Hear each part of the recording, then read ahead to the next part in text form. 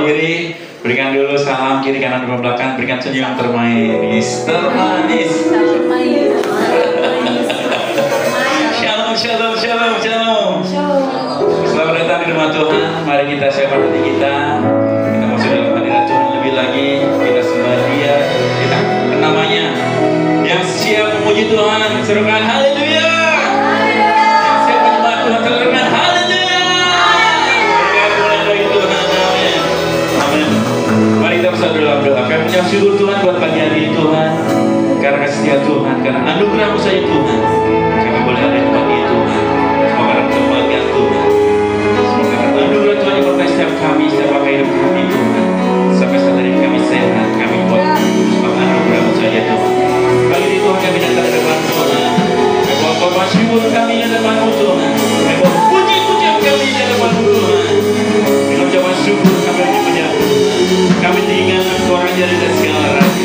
Kami serahkan pada kami pada bagian yang Tuhan. Supaya perlawanan kami Tuhan. Kuasa menyata lebih lagi Tuhan. Hadirat menyata lebih lagi setiap kami Tuhan. Terima kasih Tuhan. Terima kasih Bapak.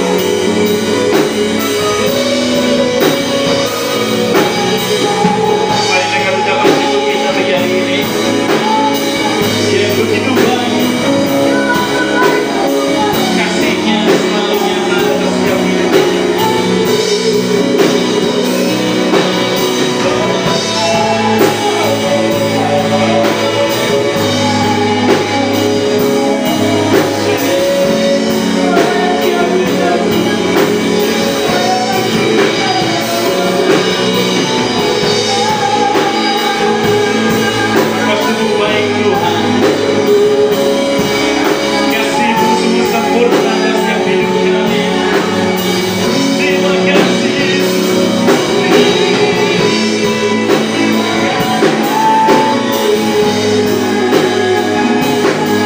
Syukur datang ke depan Tuhan dengan ucapan syukur lebih lagi akan tangan-Mu yang layak di surga yang layak dipuji.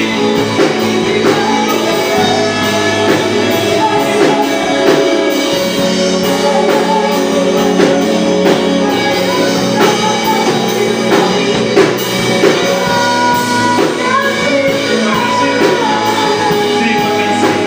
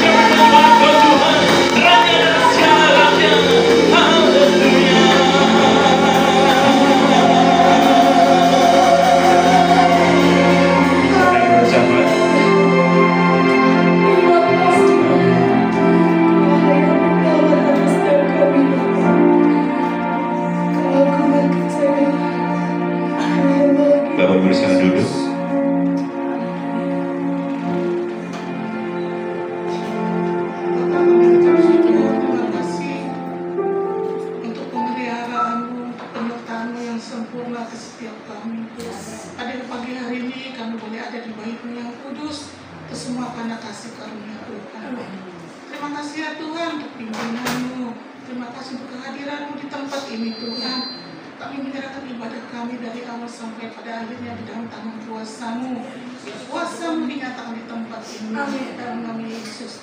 Saat ini Tuhan, kami mau satukan hati kami. Kami mau menaikkan doa-doa syafaat kami. Kami mau berdoa Tuhan untuk bangsa kami Indonesia. Ini shalom bagi Indonesia.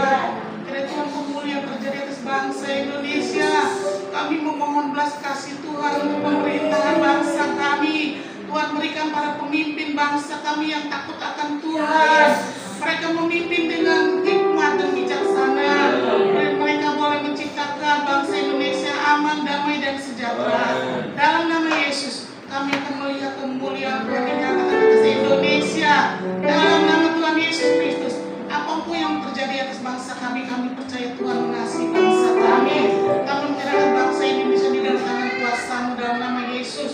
Tuhan memberkati juga gereja-gereja Tuhan yang saat ini sedang beribadah. Biar kiranya setiap gereja-gereja-Mu melakukan ibadah yang memuliakan nama Tuhan. Dan setiap ibadah yang berkenan kepada Tuhan.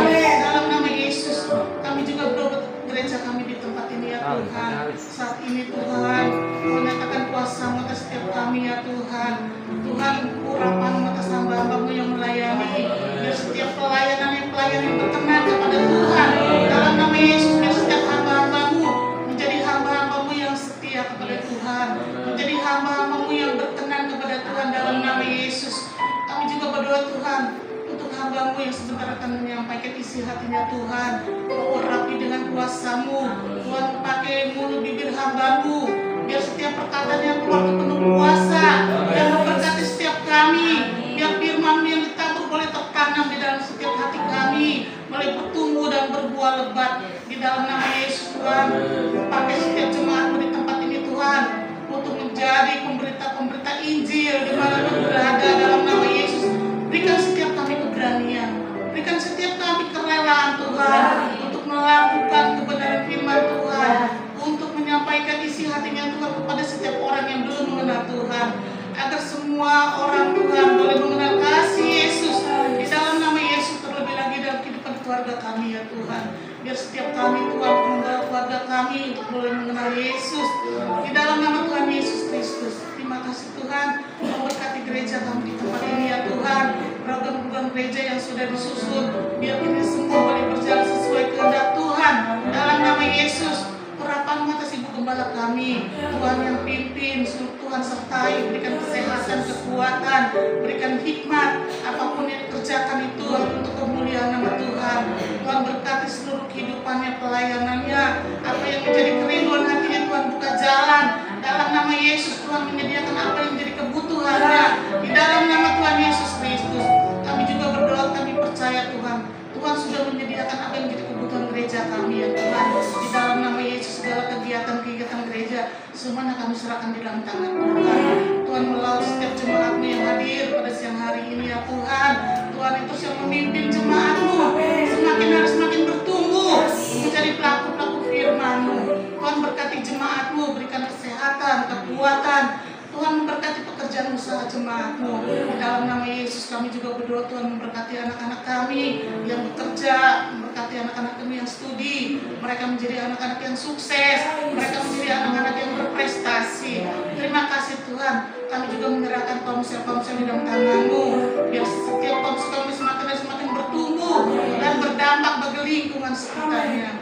Terima kasih ya Tuhan, terima kasih. Terpuji-puji nama-Mu. Tuhan, sebentar kami akan memberikan korban syukur kami. Biar kiranya Tuhan, persembahan kami Tuhan boleh memperluas pekerjaan-Mu di tempat ini. Kiranya Tuhan, kami memberikan dengan penuh sukacita di dalam nama Yesus. Terima kasih ya Tuhan, ini yang menjadi doa dan permohonan kami. Segala pujian, hormat, kemuliaan hanya bagi nama-Mu. Datanglah kerajaan-Mu, jadilah kehendak-Mu di tempat ini seperti di surga. Di dalam nama Yesus, kami berdoa ucap syukur. Haleluya.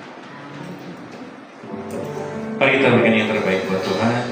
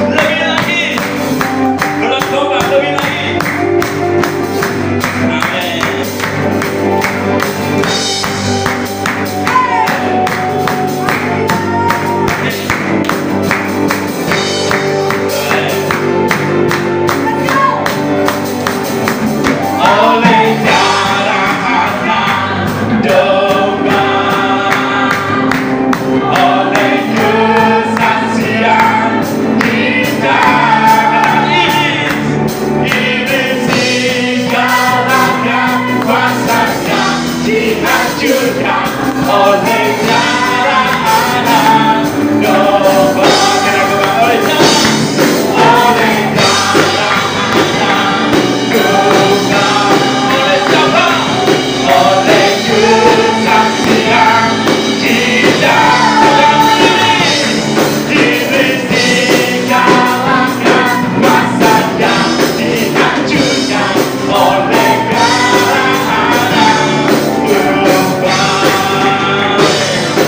Sekarang telah tiba, katakan keselamatan, keselamatan dan kuasa dan pemerintahan Allah kita, kuasanya yang dilapihnya, karena telah dilemparkannya pada pejabat kita. Sekarang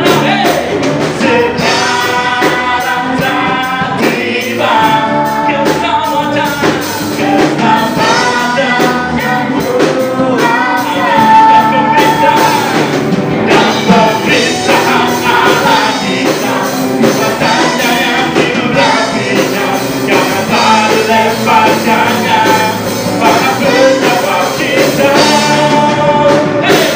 Oleh darah anak domba. Oleh siapa?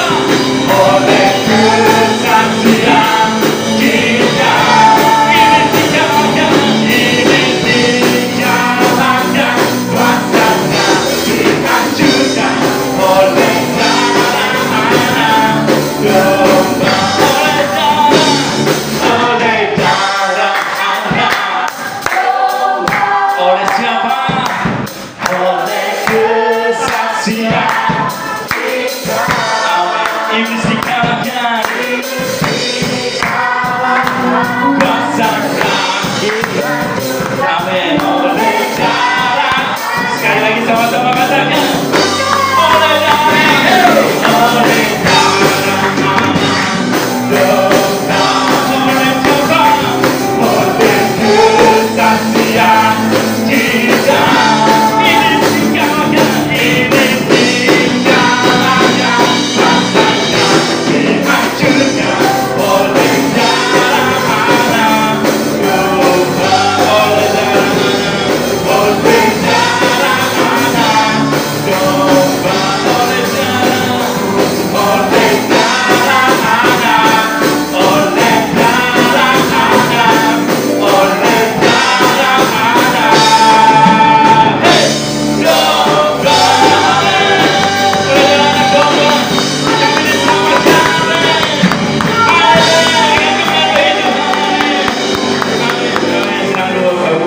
Haleluya. Haleluya. Kita akan mendengar warta gereja sepekan.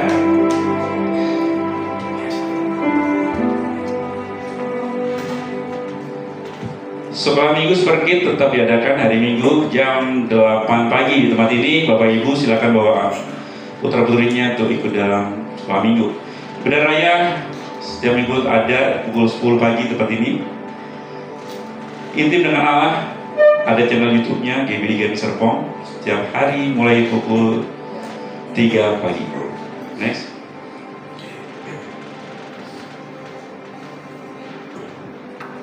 Gerakan doa berantai Yeremia Ministry setiap hari 24 jam.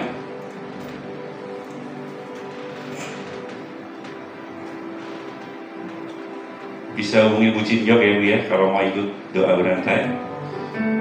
The Parenting Project Minggu 12 Oktober minggu depan ya jam 12:30 siang. Bapak Ibu silakan mengikuti Parenting Project. Mari kita join untuk Alpha Youth hari Sabtu ya, Sabtu ini ya. Ya, untuk komsel, Bapak Ibu yang belum tergabung di dalam komsel bisa ikut di komsel, ada di nama-nama tempat komselnya. Atau yang mau daftar untuk membuka komsel baru boleh ya Ibu Gembala? Boleh. Habis? Oke. Mari kita siapkan lebih lagi hati kita bersama hadirat Tuhan.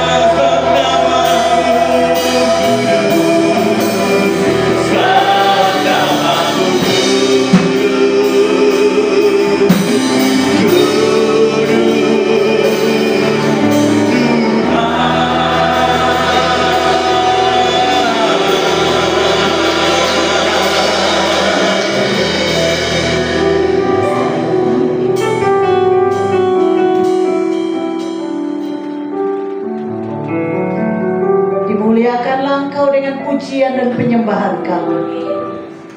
Engkau yang kudus, Engkau Allah yang luar biasa. Kami sujud menyembah Engkau.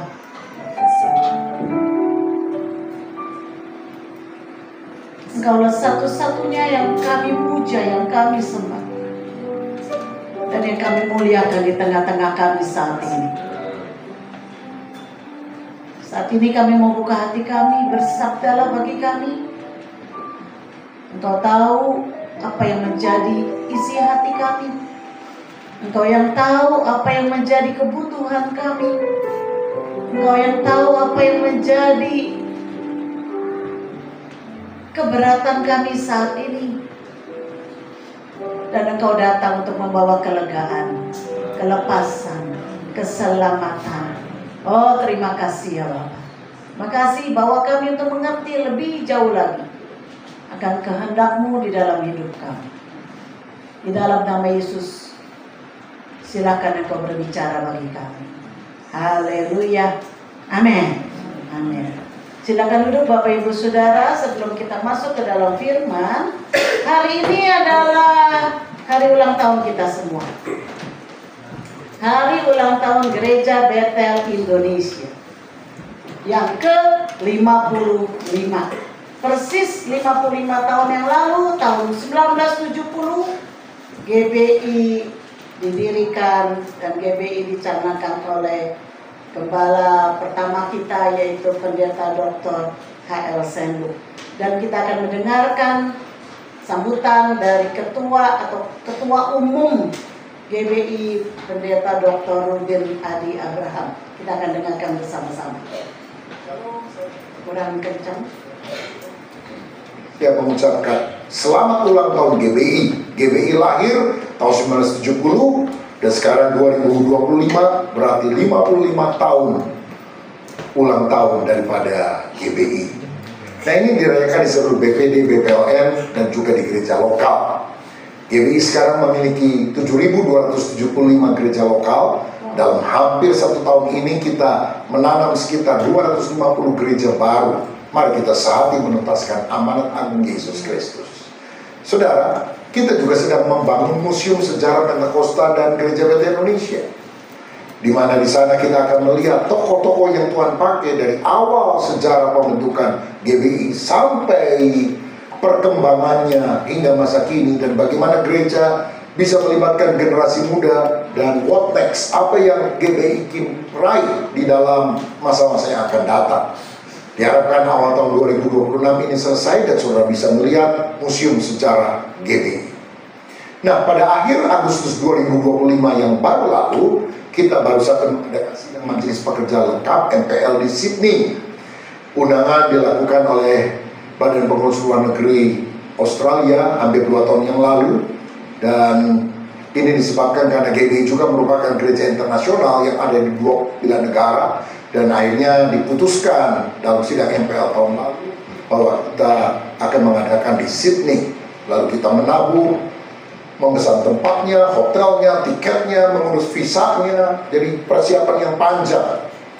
Nah, ketika kita sampai di sana terjadi demonstrasi di Indonesia, tetapi justru di sana kita berdoa supaya Indonesia juga mengalami damai sejahtera.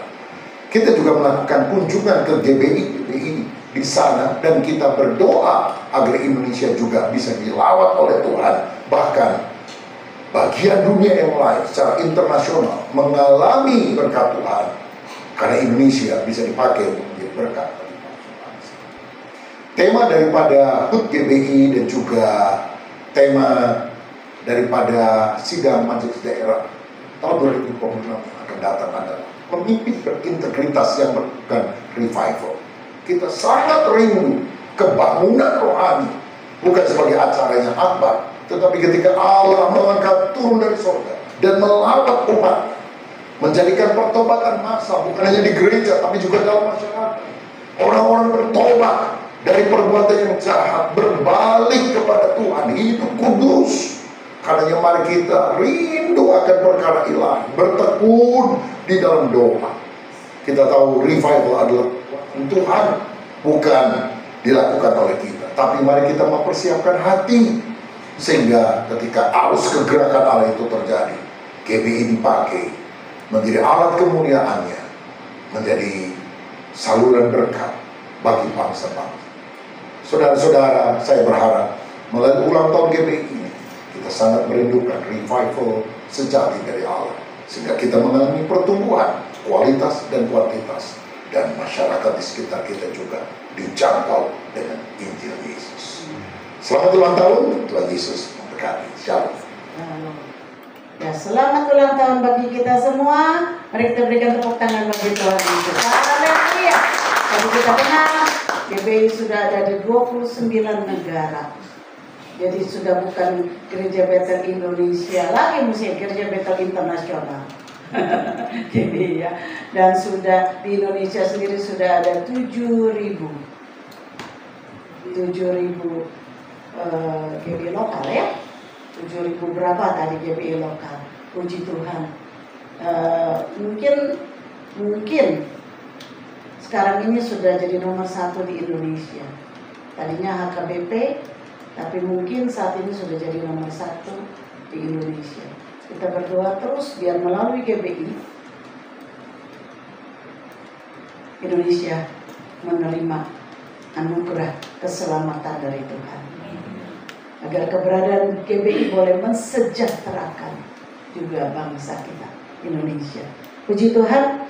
Mari kita masuk ke dalam firman Tuhan hari ini. Hari ini bulan Oktober. Kita tahu 5 Oktober 1970 GBI berdiri. Sebab itu GBI mencanangkan bulan Oktober menjadi bulan misi. Karena hari lahir GBI adanya di bulan Oktober. Jadi bulan Oktober adalah bulan misi bagi Gereja Bethel Indonesia. Nah, bulan ini kita akan membicarakan tentang penginjilan, ya, tentang misi, tentang penginjilan. Dan minggu ini kita akan bicara tentang kasih Allah yang mencari, kasih Allah yang mencari. Oke, saya bisa pakai ini sudah? Baik. Kita akan lihat di dalam Lukas pasal 15. Kita akan baca hari ini ayatnya banyak. Kita baca hari ini. Mestinya dari 1 sampai semua P32, tetapi kita akan baca hanya sampai ayat 24, ya. Kita akan baca secara bergantian. Saya akan baca ayat 1, Bapak Ibu ayat 2, begitu bergantian. Terakhir ayat 24 kita baca bersama-sama. Baik, saya akan baca ayat 1. Para pemungut cukai dan orang-orang berdosa biasanya datang kepada Yesus untuk mendengarkan Dia. Maka bersungguh-sungguhlah orang-orang Farisi dan ahli Taurat kepadanya. Dia menerima orang berdosa dan makan bersama-sama dengan mereka. Lalu Ia mengatakan perumpamaan ini kepada mereka. Siapakah di antara kamu yang mempunyai 100 ekor domba, dan jikalau ia kehilangan seekor di antaranya, ia meninggalkan yang 99 ekor di padang gurun dan pergi mencari yang sesat itu sampai ia menemukannya. Dan kalau ia telah menemukannya, ia meletakkannya di atas bahunya dengan gembira. Dan setibanya di rumah, ia memanggil sahabat-sahabat dan katakan, sahabat kepada mereka, bersuka-citalah bersama-sama denganku, sebab domba ini telah kulakukan. Aku berkata kepadamu, demikian juga akan ada sukacita di surga karena satu orang berdosa yang bertobat, lebih daripada sukacita karena 99 orang benar yang tidak memerlukan pertobatan. Atau mereka yang mempunyai 10 dirham, dan jika ia kehilangan 1 di antaranya, dia menyalakan pelita dan menyapu rumah, serta mencarinya dengan cermat sampai ia menemukannya. Dan kalau ia telah menemukannya, ia memanggil sahabat-sahabat dan tetangga-tetangganya serta berkata, bersukacitalah bersama-sama dengan aku, sebab dirhamku yang hilang itu telah kutemukan. Aku berkata kepadamu, demikian juga akan ada sukacita kepada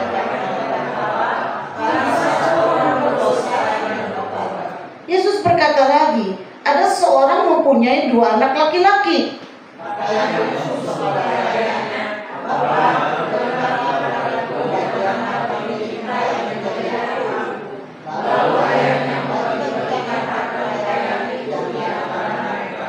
Beberapa hari kemudian anak bungsu itu menjual seluruh bagiannya itu lalu pergi ke negeri yang jauh. Di sana ia memboroskan harta miliknya itu dengan hidup berfoya-foya.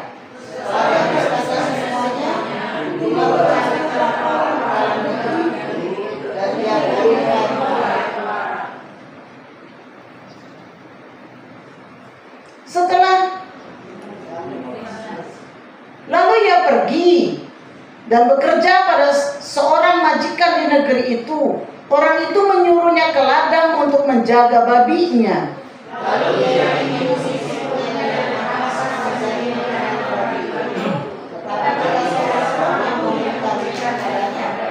Lalu ia menyadari keadaannya, katanya, betapa banyaknya orang upahan bapakku yang berlimpah-limpah makanannya, tetapi aku di sini mati kelaparan.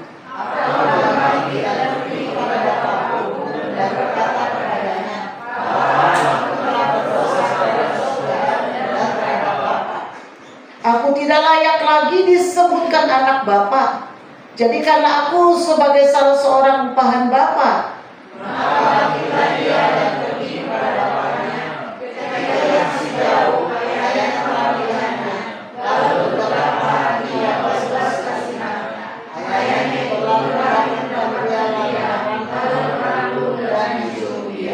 Kata anak itu kepadanya, Bapa, aku telah berdosa terhadap sorga dan terhadap Bapa. Aku tidak layak lagi disebutkan anak Bapa.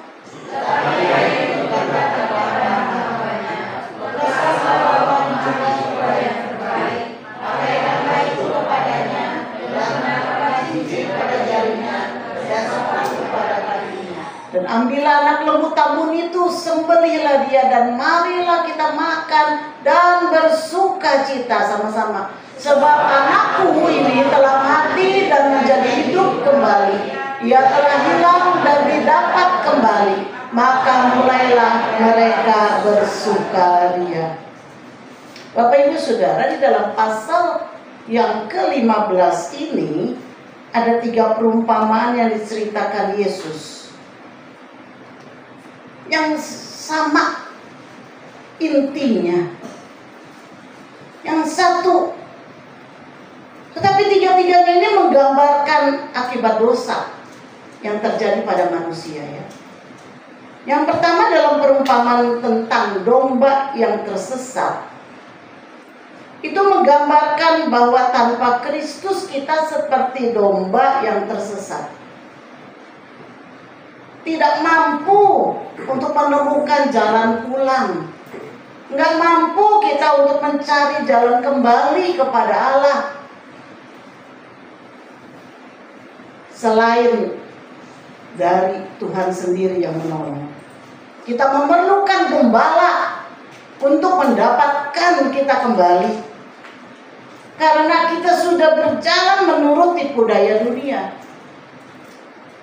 Lalu yang kedua, di dalam perumpamaan uang yang hilang atau dirham yang hilang, dirham itu menandakan sesuatu yang mati, saudara.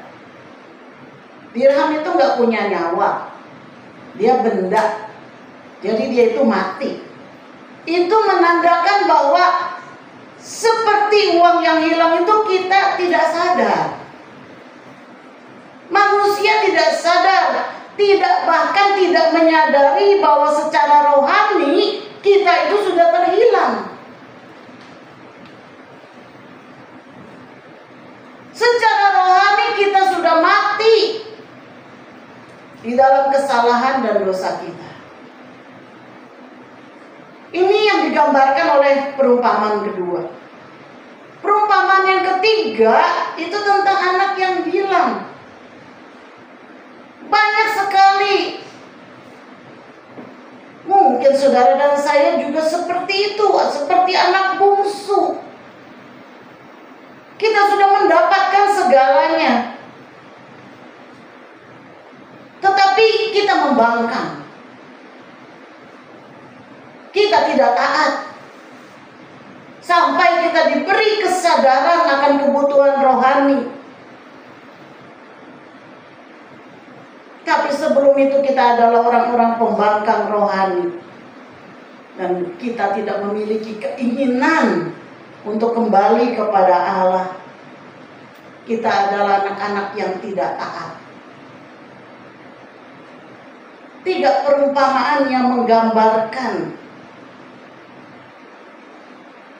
kondisi manusia akibat dosa. Bahwa manusia tidak bisa melakukan apa yang benar. Manusia tidak tahu apa yang benar.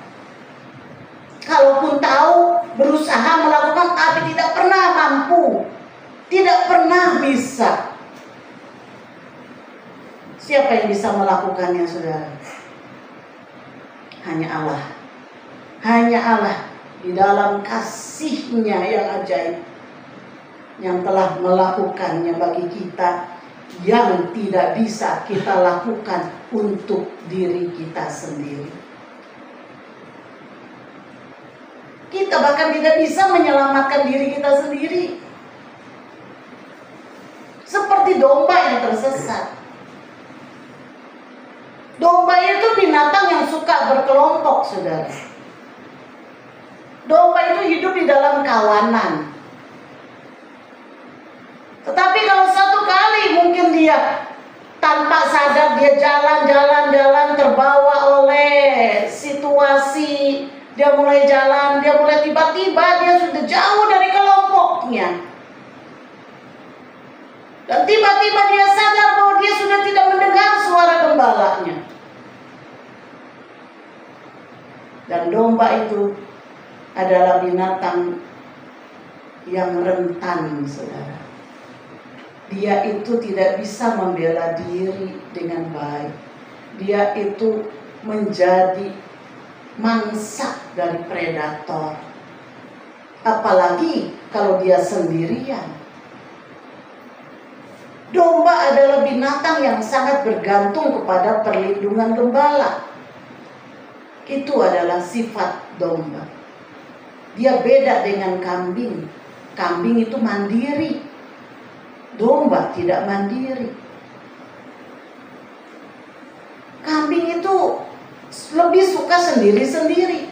Domba nggak bisa, kalau sendiri-sendiri dia akan tersesat.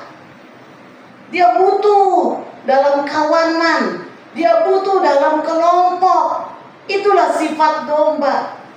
Dan Tuhan menggambarkan umatnya adalah seperti domba, bukan seperti kambing.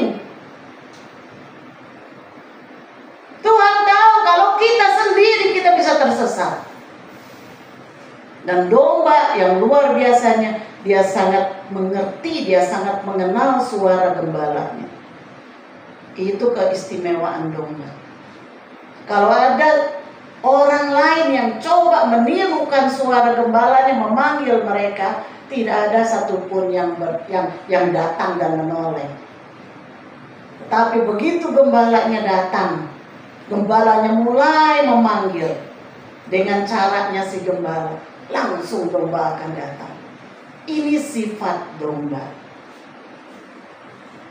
Dan inilah yang harusnya ada di dalam anak-anak Tuhan. Peka, kenal suara Tuhan, kenal suara Roh Kudus. Ibrani 2 ayat yang ketiga mengatakan, bagaimanakah kita akan luput jikalau kita menyia-nyiakan keselamatan yang sebesar itu. Dikatakan bahwa keselamatan besar.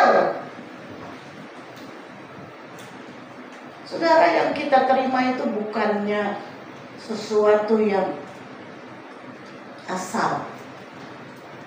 Tetapi dikatakan oleh Ibrani, bagaimanakah kita akan luput jikalau kita menyia-nyiakan keselamatan yang sebesar itu.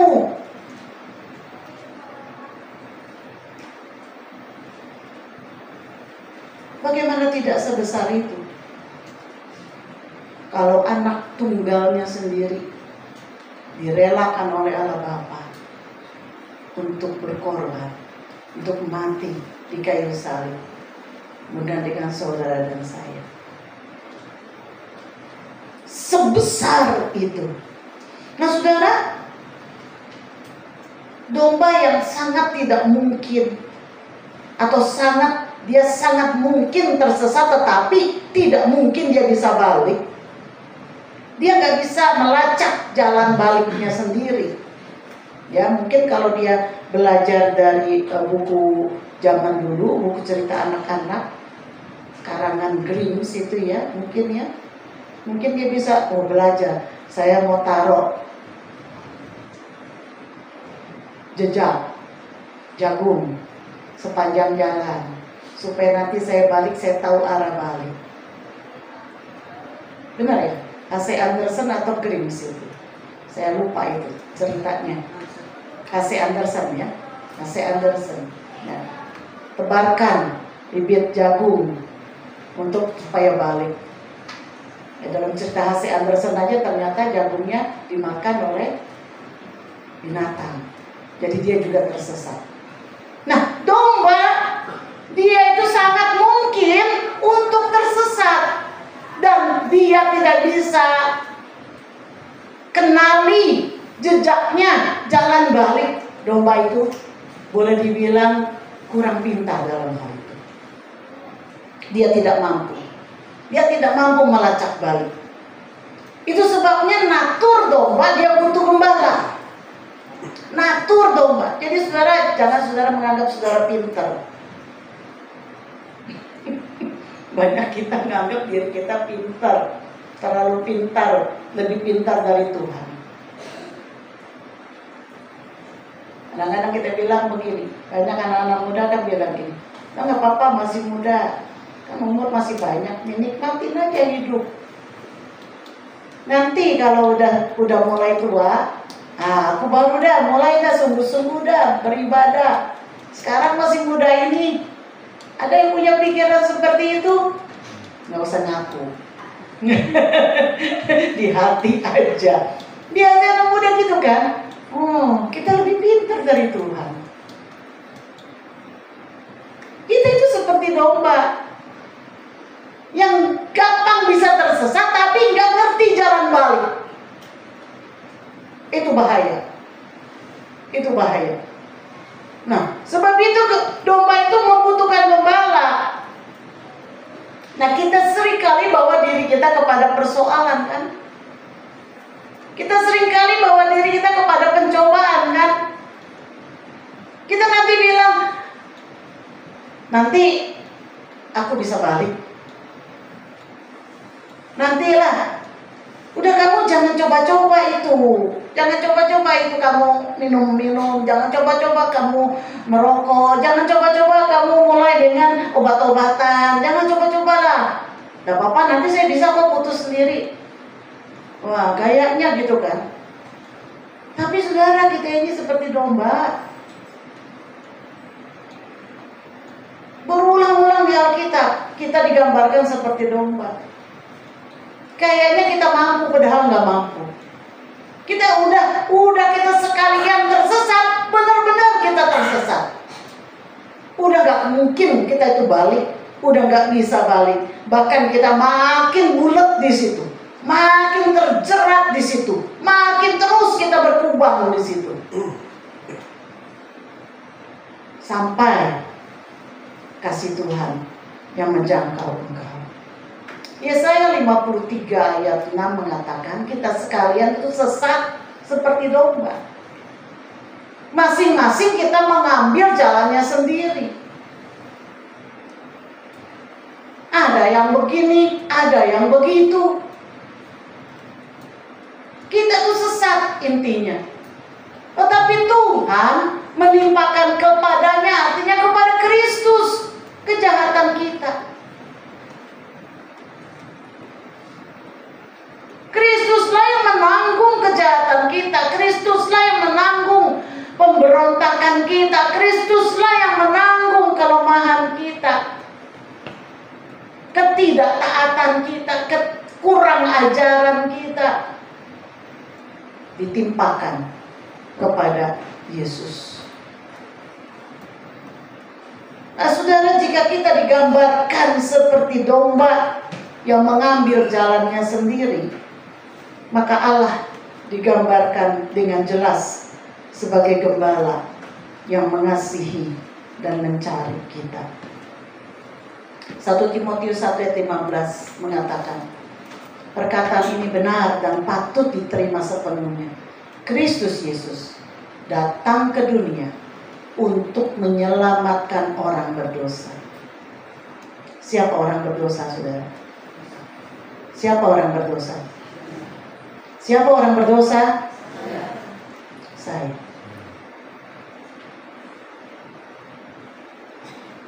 Dan dia datang untuk menyelamatkan saya. Mari kita ucapkan, Yesus datang untuk menyelamatkan saya. Yesus datang untuk menyelamatkan saya. Paulus mengatakan, di antara mereka, akulah yang paling berdosa. Paulus menyadari bahwa dia adalah orang yang sangat berdosa. Sebab dia telah menganiaya umat Tuhan. Dia telah begitu menghinakan umat Tuhan. Yohanes 10 ayat 11, Yesus sendiri mengatakan, akulah gembala yang baik. Gembala yang baik memberikan nyawanya bagi domba-dombanya. Ini adalah kalimat yang begitu indah. Dia adalah seorang gembala yang baik. Dan seorang gembala yang baik melakukan apa yang ia bisa lakukan untuk melindungi dan memelihara dombanya. Apapun akan ia lakukan, termasuk berkorban nyawa untuk domba-dombanya. Yesus telah mati di Kalvari. Dia menjadi korban yang utama agar supaya kita yang adalah domba yang tersesat itu dapat dibawa balik kepada Allah.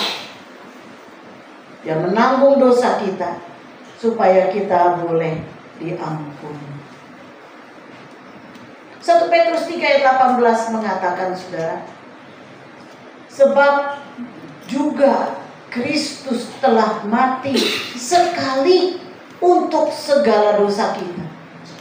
Ia yang benar untuk orang-orang yang tidak benar, supaya ia membawa kita kepada Allah. Ia yang telah dibunuh dalam keadaannya sebagai manusia, tetapi yang telah dibangkitkan menurut roh. Sebab itu, saudara, dalam pasal 15 ini dua kali diucapkan dalam Lukas pasal 15 ini. Di ayat 7 dan di ayat 10 dikatakan bahwa satu orang berdosa bertobat, itu ada sukacita di surga. Ada sukacita di surga. Kenapa, saudara? Karena ini adalah karya penebusan Kristus di kayu salib. Manusia yang tadinya sudah tersesat, mereka yang sudah tidak tahu jalan balik pulang, akhirnya kembali kepada Allah. Itu sebabnya ada sukacita di surga oleh karena satu orang berdosa. Nah, saudara, ada dari dua perumpamaan ini, saudara, yakni domba yang tersesat dan koin yang hilang, kita menemukan karakter Allah yang luar biasa. Ada perbedaan antara bagaimana Allah menunjukkan kasih-Nya dalam perumpamaan domba dan perumpamaan koin dibandingkan dengan perumpamaan anak yang terhilang. perumpamaan domba dan koin, Allah menyatakan kasih-Nya dengan cara yang hampir sama. Tetapi terhadap perumpamaan anak yang terhilang, maka cara Allah menyatakan kasih-Nya ada perbedaan. Tetapi kita mau lihat apa karakter Allah dari dua perumpamaan pertama ini. Yang pertama, saudara, adalah Allah mencari orang berdosa. Allah mencari orang berdosa. Kalau tadi saudara mengatakan saya orang berdosa, maka Allah mencari saudara. Tadi saudara sudah siapa yang berdosa? Saya. Maka ini artinya Allah mencari saudara.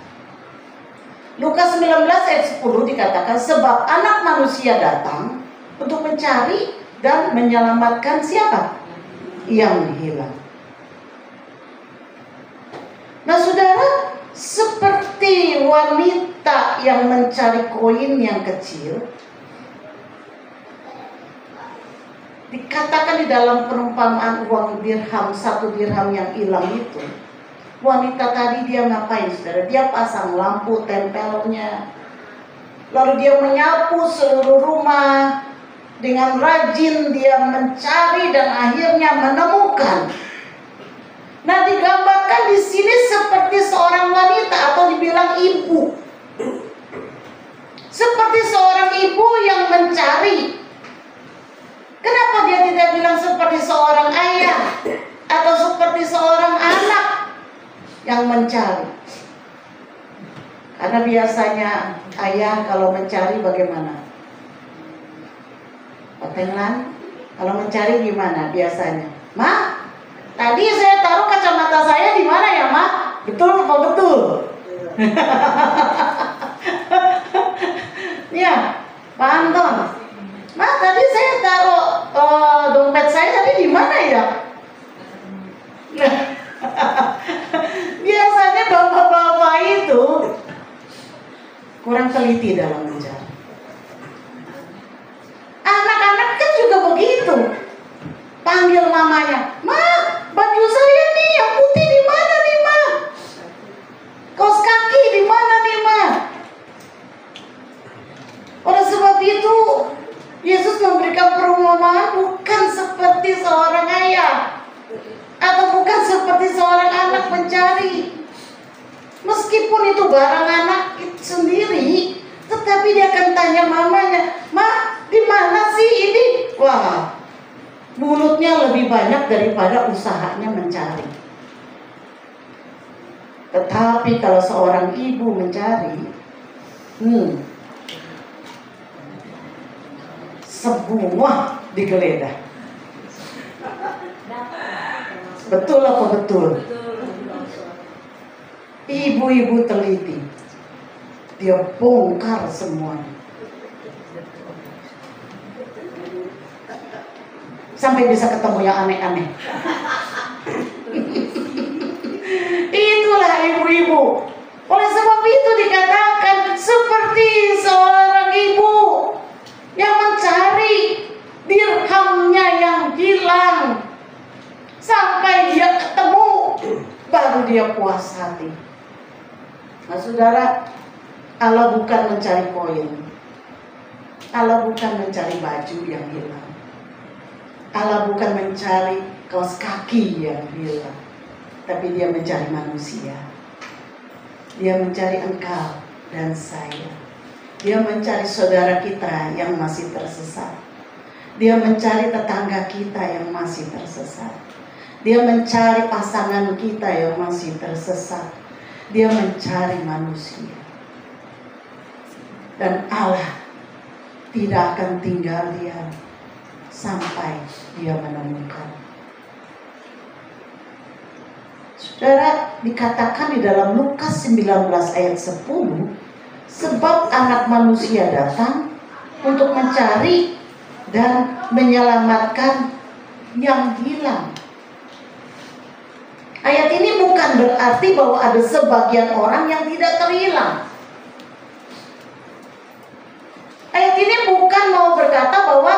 Hanya yang hilang aja yang akan aku cari. Yang tidak hilang tidak aku cari. Bukannya menandakan bahwa oh kalau gitu ada sebagian orang yang tidak hilang sehingga tidak perlu diselamatkan. Bukan demikian maksud dari ayat ini. Yesus mengatakan ini adalah tujuannya atau targetnya adalah kepada sejumlah ahli Taurat dan orang Farisi yang saat itu ada, yang merasa diri benar dan tidak perlu diselamatkan. Sebab itu Yesus ingin berkata seperti ini sebetulnya. Kamu yang merasa diri benar, kamu yang yakin bahwa kamu bisa melakukan dengan caramu sendiri, silakan lakukan. Aku tidak akan menawarkanmu apa-apa. Jika kamu merasa cukup benar, jika kamu merasa cukup pintar, jika kamu merasa cukup mampu, lakukanlah sendiri. Aku akan mencari mereka yang terhilang. Sebab itu Yesus bilang kenapa? Hanya orang sakit yang butuh tabib. Orang sehat tidak butuh tabib.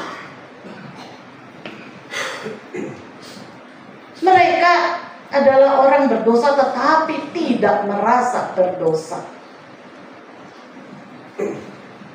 Firman Tuhan mengatakan sebab sekaliannya sudah berdosa dan telah kehilangan kemuliaan Allah. Tetapi ada banyak orang yang merasa diri benar. Saudara, jangan kata hanya zaman Yesus ada ahli Taurat dan orang Farisi, zaman sekarang juga banyak. Banyak orang yang merasa diri benar, tidak butuh Yesus. Yesus bilang, aku tidak akan menawarkan apa-apa kepadamu. Selama engkau merasa mampu sendiri, silakan. Aku datang untuk menyelamatkan yang hilang. Selama kita menyadari bahwa kita ini adalah orang berdosa, bagimulah Yesus menawarkan keselamatan. Selama engkau merasa aku orang benar, aku tidak pernah kok menyakiti orang, aku tidak pernah kok berbuat dosa, aku tidak pernah membunuh, aku tidak pernah mencuri, aku bahkan suka berderma, aku suka kasih bantuan, aku suka memberi sedekah. Selama saudara merasa orang benar, maka Yesus tidak bisa memberikanmu apa-apa. Silakan lakukan kalau engkau bisa. Hanya kepada orang yang sungguh-sungguh berkata, saya orang berdosa, saya perlu Tuhan. Tuhan akan menyelamatkan kita. Markus 2 ayat 17 dikatakan, Yesus mendengarnya dan berkata kepada mereka, bukan orang sehat yang memerlukan tabib, tetapi orang sakit. Aku datang bukan untuk memanggil orang benar, melainkan orang berdosa. Jadi sifat yang pertama, karakter pertama yang kita lihat dari dua perumpamaan ini adalah Allah mencari orang berdosa. Lalu karakter yang kedua yang kita lihat adalah Allah bergirang ketika orang berdosa ditemukan kembali. Allah bergirang. Dari ketiga perumpamaan pada akhirnya selalu diceritakan betapa girangnya ketika yang hilang ditemukan kembali. Satu orang bertobat, sorga bersuka cita. Bulan Desember awal nanti kita akan membaptis. Saya tidak tahu ada berapa orang, tapi ketahuilah, satu orang bertobat saja itu sorga bersuka cita. Apalagi kalau ada 2, ada 3, ada 4, ada 5. Wow, luar biasa. Saudara, menariknya bukan saja Allah pribadi yang bersuka cita, melainkan ini menjadi sukacita semua. Di dalam perumpamaan domba yang hilang, gembala ini berkata di ayat 6. Dikatakan di situ, dan setibanya di rumah, dia memanggil sahabat-sahabat dan tetangga-tetangganya. Dia enggak bergembira sendirian.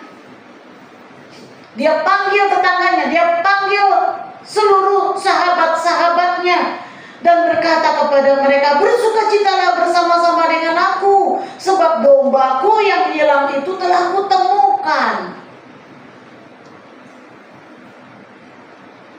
Ini menjadi sukacita massal. Ini menjadi sukacita komunitas. Hingga di dalam perumpamaan koin atau dirham yang hilang, wanita ini di ayat 9 bila dikatakan, dan kalau ia telah menemukan koin yang hilang itu, dia memanggil sahabat-sahabat dan tetangga-tetangganya serta berkata, bersukacitalah bersama-sama dengan aku, sebab dirhamku yang hilang itu telah kutemukan.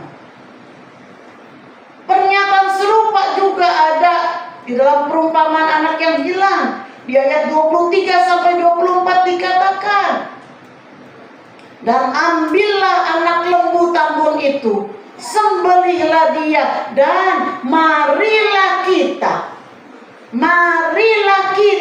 makan dan bersukacita, sebab anakku ini telah mati dan menjadi hidup kembali. Ia telah hilang dan didapat kembali. Maka mulailah mereka bersukaria. Saudara, sukacita dan kegirangan ini menggambarkan isi hati Allah, menggambarkan kasih Allah yang besar, yang demikian merindukan agar semua orang diselamatkan. Saudara, coba saya mau tanya, lebih suka cita mana? Saudara, barang paling berharga yang saudara miliki apa ya? Misalnya, apa coba? Sebutkan salah satu barang yang paling berharga. HP. Oke, itu anak muda pasti bilang HP. Tapi rasanya bukan cuma anak muda. Semua sekarang kita sepakat mengatakan bahwa HP itu sangat penting. Apalagi kalau keluar kota, keluar negeri, saudara nggak bawa handphone, waduh, itu susah. Itu bikin susah, ya. Oke. Sekarang kita sepakat, HP adalah barang yang termasuk barang yang paling saudara butuhkan, yang paling saudara sayang juga kali ya, paling saudara sayang. Buktinya kemana-mana saudara akan pegang itu. Betul apa betul? Sampai ke WC saudara bawa.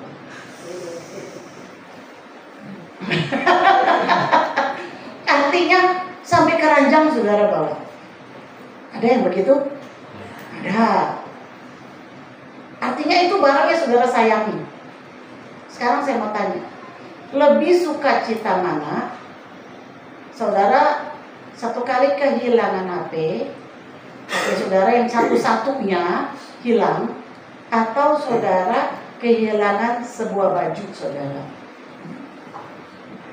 Dan akhirnya begitu diketemukan, yang mana yang saudara paling suka? Kalau Pak Epi baju. Oh, ini cerdas ini. Sebab di dalam bajunya ada HP, ya. Jadi sebetulnya HP-nya yang dituju, ya. Kenapa kita lebih bersukacita kalau kita menemukan HP kita kembali? Karena kita lebih membutuhkan, karena kita lebih mengasihi HP kita daripada baju tersebut. Betul? Jadi kalau Tuhan dikatakan bersukacita, bahkan seluruh isi surga bersukacita, itu menandakan karena Tuhan sayang sama kita. Itu menandakan karena Tuhan sayang kepada manusia.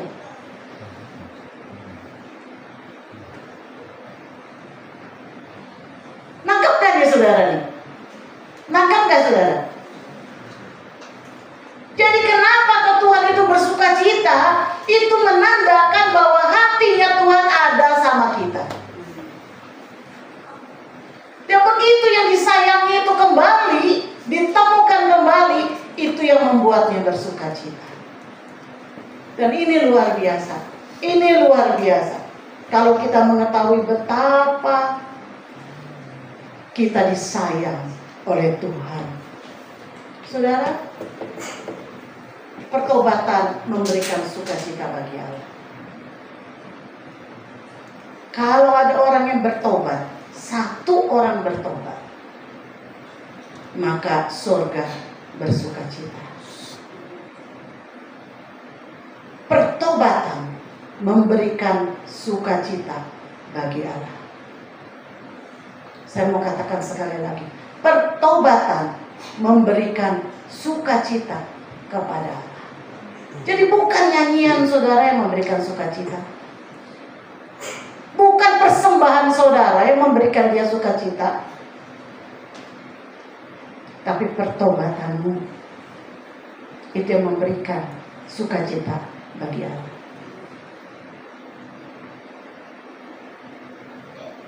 Sebab itu mari kita evaluasi setiap waktu. Hal apa yang perlu kita bertobat? Kalau kita mau menyukakan hati Allah, tidak ada hal lain yang lebih menyukakan Allah selain pertobatan kita. Bertobat kita setiap hari, saudara. Bertobat dari pikiran yang tidak baik, dari perkataan mungkin yang tidak baik. Bertobat, saudara. Hati kita ini kiranya terus bisa dikalibrasi. Hati kita menjadi lembut hendaknya. Setiap kali Roh Kudus ingatkan, kita bertobat. Karena hanya itulah yang memberikan sukacita bagi Allah. Saudara bisa memuji Tuhan dengan luar biasa. Saudara bisa memberi mungkin dengan royal bagi pekerjaan Tuhan. Saudara berpikir, dengan ini saya bisa menyukakan hati Tuhan.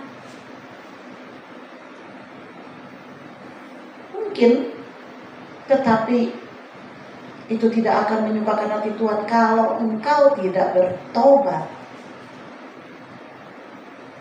Bertobat dari pikiran yang tidak benar.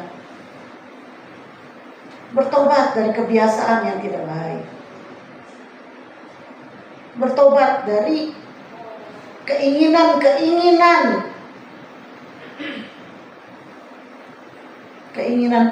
dosa. Bertobat, saudara.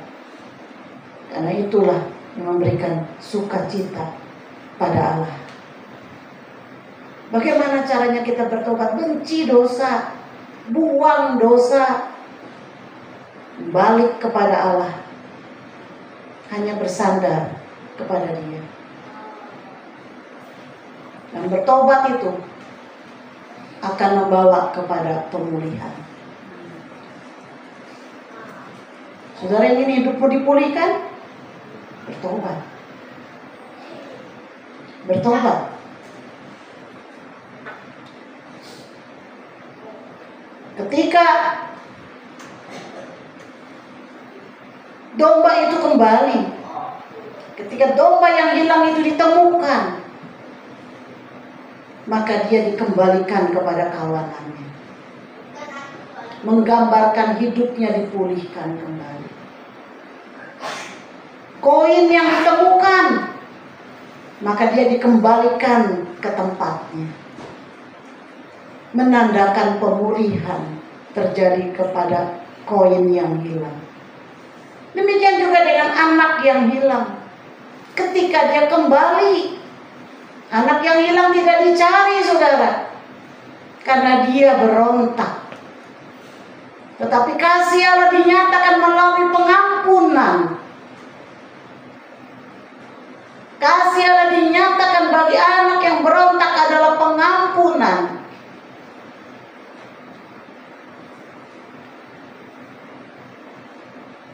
Sebab si bapak tidak mencari anaknya, tetapi sampai hati anak itu kembali kepada bapaknya. Tapi si bapak menunggu dengan kasih. Ketika anak itu datang, dia langsung mendapatkan kasih dan pengampunan dari sang ayah. Dan pemulihannya terjadi. Dia berdamai kembali dengan bapaknya. Apa yang dapat kita ambil dari perumpamaan ini, saudara? Saudara dan saya mungkin sudah masuk ke dalam kumpulan. Saya harap tidak ada yang di luar. Saya harap tidak ada yang tersesat. Kita mungkin sudah ada di dalam kumpulan karena kita sudah mengalami dicari oleh Tuhan, ditemukan oleh Tuhan, dan dipilih oleh Tuhan. Tetapi mungkin di sekitar kita ada masih banyak mereka yang saat ini dalam kondisi terhilang. Mereka yang masih sesat dan yang sedang menjauh dari Tuhan. Mungkin mereka adalah orang-orang yang sangat dekat dengan kita, yang tiap hari mungkin bersama dengan kita, yang ada barangkali serumah, yang ada barangkali satu kantor, yang ada mungkin bersama-sama ketika kita berjalan-jalan. Biarlah ketika kita menggandeng dengan mereka, bergandengan dengan mereka,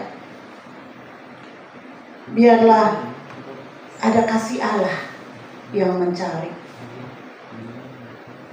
Ada kasih Allah yang mau menjangkau mereka melalui diri kita.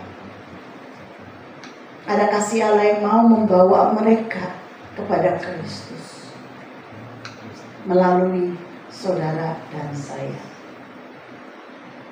Ketika Yesus berkata, "Pergilah, jadikanlah semua bangsa muridku, dan baptislah mereka di dalam nama Bapa dan Anak dan Roh Kudus, dan ajarlah mereka melakukan segala sesuatu yang telah kuperintahkan kepadamu, dan ketahuilah, aku menyertai kamu senantiasa sampai kepada akhir zaman." Ini artinya Yesus menjadikan kita mitranya Tuhan. Yesus mengatakan ini setelah Yesus bangkit dari kematian dan sebentar lagi dia akan dinaikkan ke surga.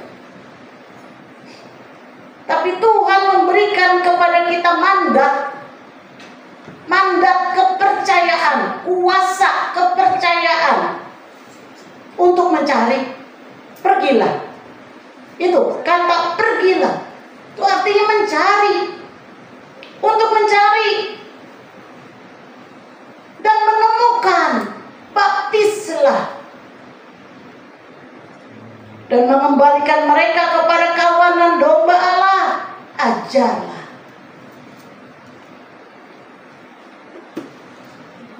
Apa yang sudah Tuhan perintahkan kepada kita, kita ajar kepada kawanan domba ini. Dan itu diberikan kepada saudara dan saya. Mandat dari Tuhan. Mandat itu artinya apa ya? Tugas kepercayaan. Itu mandat. Tugas tetapi dipercayakan. Diberikan otoritas. Itu mandat. Sebab itu ketika kita membawa orang kepada Kristus dan dia mengalami pertobatan dan pemulihan, maka sukacita yang ada di surga itu juga diberikan kepada kita. Itu juga kita alami. Saudara yang belum pernah mengalami ini, alamilah. Coba saudara bawa jiwa kepada Tuhan. Cari siapa yang saudara bisa bawa kepada Tuhan. Dan ketika dia menerima Yesus, ketika dia menerima Yesus di dalam baptisan, saudara akan mengalami sukacita yang tidak bisa dijelaskan. Itu sukacita mencari dan menemukan yang kita dapatkan dari Roh Kudus. Mari saudara, mari kita terima mandat ini sebagai ucapan syukur kita bahwa kita sudah dicari, sudah ditemukan oleh Allah. Dan sekarang juga Tuhan memberikan kita mandat ini untuk kita mencari dan menemukan mereka yang terhilang, mereka yang tersesat oleh karena ketidaktahuan, oleh karena barangkali terbawa oleh arus dunia. Tuhan memberikan kita mandat untuk itu. Dan satu orang bertobat, surga bersukacita. Dan saudara berbahagialah jika saudara yang membawa orang itu kepada Tuhan. Kiranya Tuhan menolong kita semua. Haleluya. Jadi kita naikkan pujian. Berikan kepada kami hati yang mengasihi jiwa-jiwa yang belum mengenal kasih Bapa. Haleluya. Mari kita bangkit berdiri. Berikan pada kami hati yang mengasihi jiwa-jiwa yang belum mengenal kasih Bapa. Mereka yang tersesat, hati kami Bapa, seperti hati-Mu Yesus. Berikan pada kami, berikan pada kami hati yang mengasihi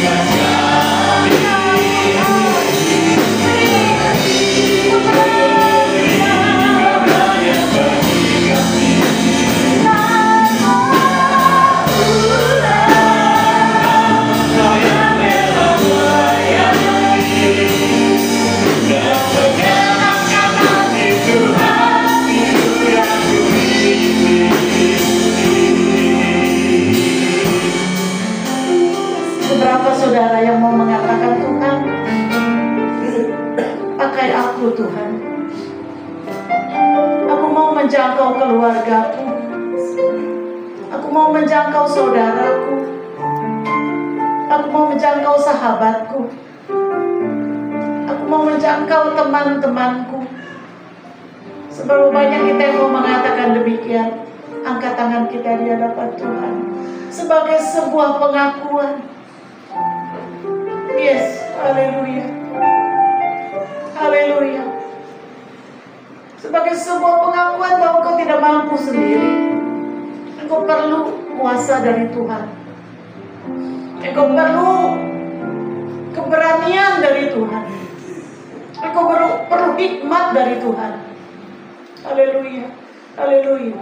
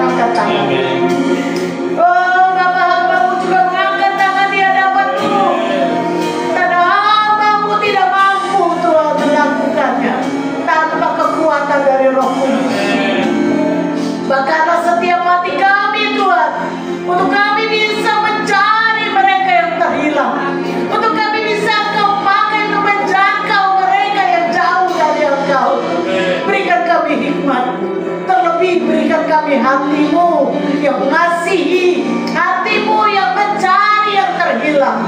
Oh Bapa, kami berdoa buat keluarga kami, buat keluarga kami yang masih terhilang, mereka yang masih dalam kegelapan, mereka yang masih tersesat. Tuhan, kami memohon tangan Tuhan, kiranya yang akan diulurkan bagi mereka, menjangkau mereka melalui kami Tuhan. Pakai ya Bapa, pakai Tuhan, biar kiranya kami boleh menjadi saksi Kristus di tempat kami berada. Kami juga mau menyerahkan Tuhan saudara-saudara kami, sahabat-sahabat kami yang setiap hari ada bersama kami. Beri kami keberanian untuk bersaksi tentang Engkau bagi mereka ya Bapa. Tuhan kiranya menolong setiap kami, berikan kami keberanian untuk itu ya Bapa. Biarlah melalui kami mereka boleh dibawa kepada Tuhan. Biar kami boleh menjadi wanita Samaria yang memberitakan tentang Yesus kepada siapapun yang kami temui. Tuhan pakai kami, Tuhan pakai kami ya Bapa. Haleluya, haleluya. Biar pada siang hari ini kami semua bertobat ya Tuhan. Bertobat dari sikap tidak peduli, bertobat dari sikap acuh tak acuh Tuhan terhadap lingkungan kami. Dan kami mau bertobat ya Bapa. Kami mau mulai memperhatikan, kami mau mulai menjadi saksi-Mu, dan kami mau mulai Tuhan mencari mereka yang terhilang. Tuhan tolong dan pakai kami. Terima kasih ya Bapa, terima kasih karena kami percaya satu jiwa bertobat, seluruh isi surga bersuka cita, dan kami mau masuk Tuhan di dalam sukacita itu ya Tuhan, bersama dengan Engkau. Terpuji nama Tuhan. Terpuji nama Tuhan. Haleluya, haleluya. Mari para pelayan perjamuan kudus saya undang untuk maju ke muka. Tuhan, kami bersyukur siang hari ini kami kembali boleh bisa menikmati persekutuan dengan Engkau, dengan tubuh dan darah-Mu, dan juga dengan sesama saudara di dalam satu tubuh Kristus. Tuhan, Engkau berkati roti dan anggur ini. Olehnya kami boleh mendapatkan persekutuan yang indah di dalam tubuh dan darah-Mu.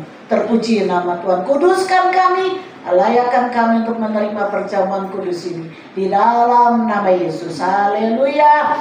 Amin. Amin. Silakan duduk Bapak Ibu Saudara. Kita akan menerima perjamuan kudus. Perjamuan kudus bukan untuk anak-anak, tapi untuk mereka yang sudah mengerti tentang korban Kristus. Salibnya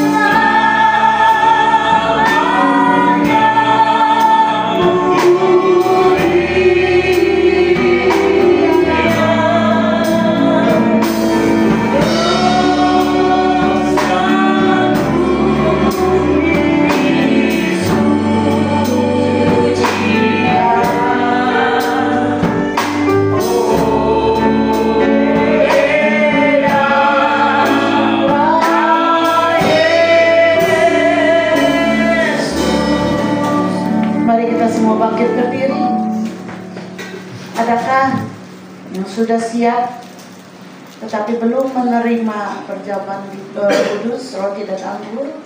Bisa mengangkat tangan kalau ada. Semua sudah, baik yang di atas maupun yang di bawah. Mari saudara kita angkat roti di tangan kanan kita dan dengarkan firman Tuhan. Sebab apa yang telah aku teruskan kepadamu telah aku terima dari Tuhan, yaitu bahwa Tuhan Yesus pada malam waktu ia diserahkan mengambil roti, dan sesudah itu ia mengucap syukur atasnya, ia memecah-mecahkannya dan berkata, inilah tubuhku yang diserahkan bagi kamu. Perbuatlah ini menjadi peringatan akan aku.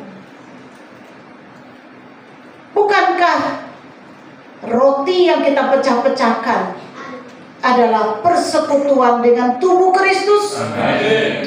Mari kita terima dengan iman di dalam nama Yesus. Haleluya. Haleluya.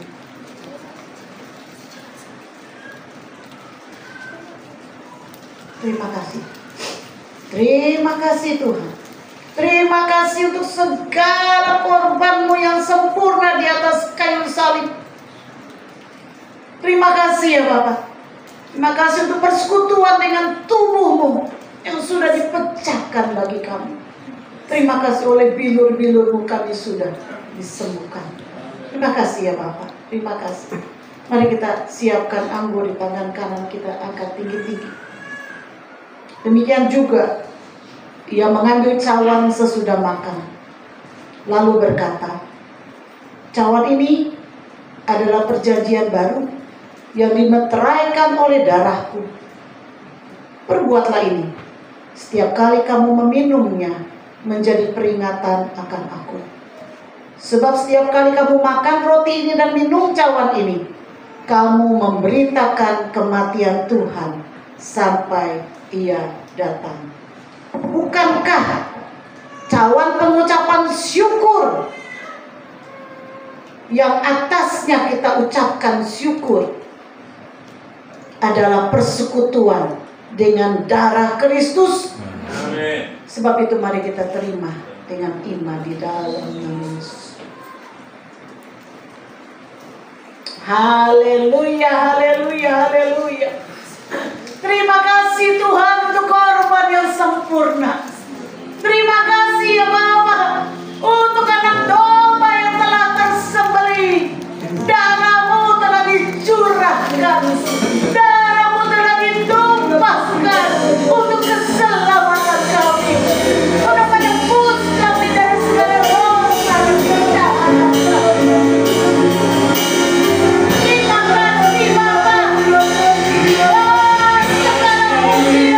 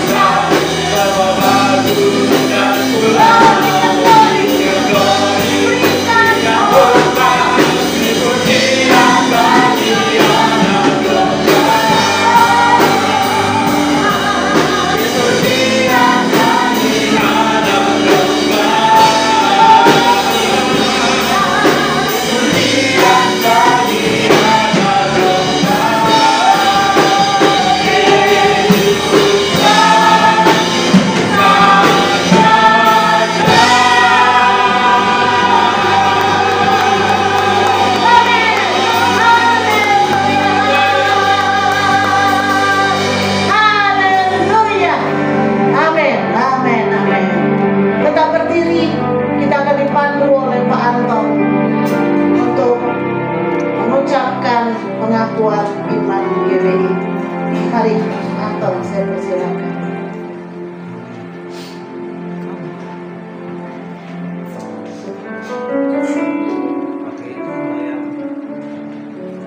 Bapak Ibu Saudara sekalian, kita akan bersama-sama membaca pengakuan iman GBI. Kami percaya bahwa Alkitab Perjanjian Lama dan Perjanjian Baru adalah firman Allah yang diilhamkan oleh Roh Kudus. Allah yang Maha Esa, itulah Allah Tritunggal, yaitu Bapa dan Anak dan Roh Kudus, tiga pribadi dalam satu. Yesus Kristus Juru Selamat dan Pengantara kita adalah Anak Allah yang tunggal, dikandung dari Roh Kudus dan dilahirkan oleh perawan Maria. Telah disalibkan, mati, dikuburkan, dan dibangkitkan pada hari yang ketiga dari antara orang mati. Naik ke surga dan duduk sebelah kanan Allah Bapa sebagai Tuhan dan Raja segalanya. Semua manusia sudah berdosa dan kehilangan kemuliaan Allah, sehingga harus bertobat dan berbalik kepada Allah untuk menerima pengampunan dosa. Pembenaran dan kelahiran baru terjadi karena iman di dalam darah Yesus Kristus yang dikerjakan oleh Roh Kudus. Setiap orang yang bertobat harus dibaptis secara selam dalam nama Bapa dan Anak dan Roh Kudus, dalam nama Tuhan Yesus Kristus. Penyucian hidup adalah buah kelahiran baru karena percaya dalam darah Yesus Kristus yang dikerjakan oleh kuasa firman Allah dan Roh Kudus. Karena itu kesucian adalah asas dan prinsip hidup umat Kristen. Baptisan Roh Kudus adalah karunia Tuhan untuk semua orang yang telah disucikan hatinya. Tanda awal baptisan Roh Kudus adalah berkata-kata dengan asal sebagaimana diilhamkan oleh Roh Kudus. Perjamuan kudus dilakukan untuk meneguhkan persekutuan kita dengan Tuhan dan satu dengan yang lain sebagai gereja. Kesembuhan ilahi tersedia dalam korban penebusan Yesus untuk semua orang yang percaya. Tuhan Yesus Kristus akan turun dari surga untuk membangkitkan semua umatnya yang telah mati di dalam Dia dan mengangkatnya bersama-sama semua umatnya yang masih hidup, lalu bertemu dengan Dia dalam tahta. Kemudian Dia akan datang kembali bersama orang kudusnya untuk mendirikan kerajaan 1000 tahun di bumi ini. Pada akhirnya semua orang mati akan dibangkitkan. Orang benar akan bangkit pada kebangkitan yang pertama dan menerima hidup kekal. Tetapi orang jahat akan bangkit pada kebangkitan yang kedua dan menerima hukuman selama-lamanya.